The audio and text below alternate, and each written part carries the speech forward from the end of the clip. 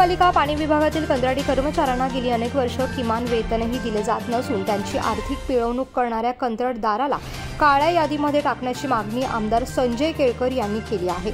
भाजपच्या खोपट येथील कार्यालयामध्ये आयोजित जनसेवकाचा जनसंवाद या कार्यक्रमामध्ये पाणी विभागातील कंत्राटी कर्मचाऱ्यांनी आमदार संजय केळकर यांची भेट घेतली आहे आणि या भेटीमध्ये कर्मचाऱ्यांनी कंत्राटदारांकडून होत असलेल्या आर्थिक शोषणाची व्यथा मांडली आहे। या विभागामध्ये सुमारे 140 कंत्राटी कर्मचारी असून ते मीटर रीडिंग करणं, पाण्याची देयके वितरित करणं अशी कामं गेली 4 वर्षांपासून करत आहे।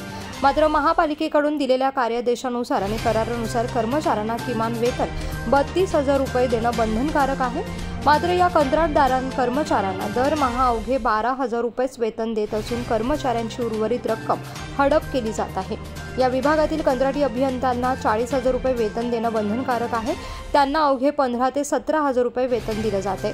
तर दरमहा लाखो रुपये हडप होत असताना हे कर्मचारी दबावाखाली निमूटपणे काम करत आहे आणि याबाबत बोलताना आमदार संजय केळकर यांनी म्हटलंय की कंत्राटदार या कामगारांना किमान वेतनापासून वंचित ठेवत असून हे आर्थिक शोषण आहे।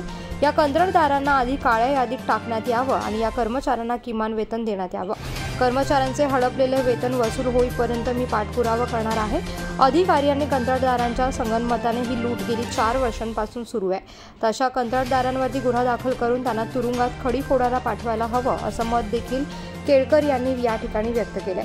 तर जनसेवकाचा जनसंवाद या कार्यक्रमामध्ये बिल्डरकडून झालेली फसवणूक, SRA योजनेतील रहिवाशांची थकलेली भाडी, सफाई कामगार वारसा हक्क, पाणी टंचाई, शिक्षण अशा विविध समस्या घेऊन या ठिकाणी नागरिक आले होते आणि यावेळेस परिवहन सदस्य विकास पाटील, युवा मोर्चाचे सुरेश दळवी आणि भाजप ठाणे उपाध्यक्ष महेश कदम यांच्यासह अनेक जण उपस्थित होते।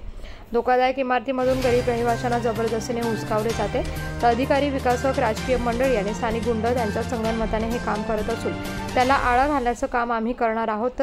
तसंच काही अधिकारी मालक असल्याचं राहत असून त्यांचा मालकी हक्क काढून टाकण्याचं काम आम्ही यापुढे करणार आहोत असं केळकर यांनी या ठिकाणी स्पष्ट केलं आहे।